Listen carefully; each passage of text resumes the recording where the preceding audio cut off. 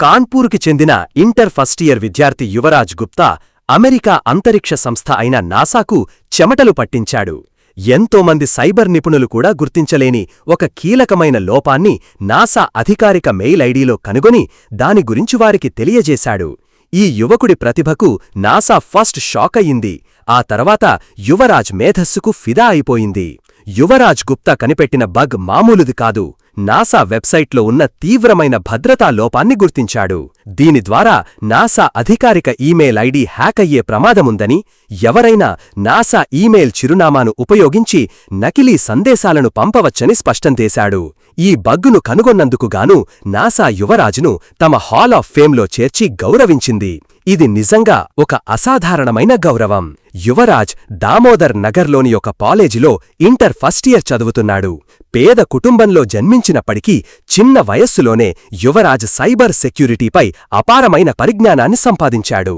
10వ తరగతిలో 79.4% మార్కులతో ఉత్తీర్ణత సాధించిన ఈ కుర్రాడు యూట్యూబ్, ఆన్లైన్ కోర్సులు, పుస్తకాల ద్వారా హ్యాకింగ్ గురించి సొంతంగా నేర్చుకున్నాడు.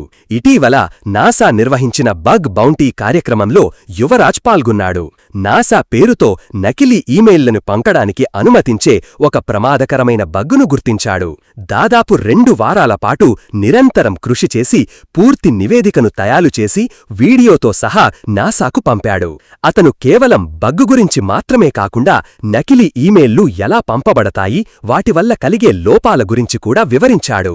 6వ తరగతిలో ఉన్నప్పుడు వైఫై పాస్వర్డ్ను హ్యాక్ చేయడానికి ప్రయత్నించినప్పటినుంచే యువరాజుకు సైబర్ సెక్యూరిటీపై ఆసక్తి పెరిగింది. అలా ఆ రంగంలో తనను తాను మెరుగుపరుచుకుంటూ వచ్చాడు.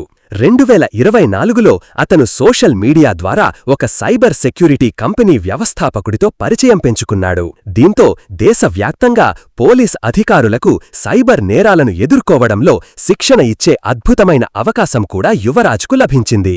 ఆర్థిక ఇబ్బందులు ఉన్నప్పటికీ యువరాజ్ కుటుంబం అతనికి పూర్తి మద్దతు ఇచ్చింది. అతని సోదరి స్కాలర్షిప్ డబ్బులు, తండ్రి సహాయంతో ఒక ల్యాప్టాప్ను కొన్న యువరాజ్ దానితో తన నైపుణ్యాలకు మరింత పదును పెట్టుకున్నాడు.